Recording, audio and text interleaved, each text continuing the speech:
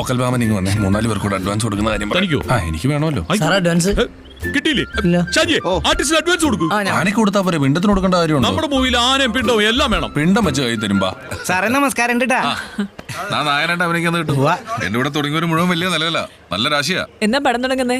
Date തീരുമാനിച്ചിട്ടില്ല. ആ നായിക ഞാനാണേ. നായികയോ? നിങ്ങളോ? എന്റെ ദൈവേ, എന്നാ ഞാനായി പറ്റിയല്ലേ? പറ്റില്ലെന്നോ? എന്റെ ഭാഗ്യമല്ലേ അത്.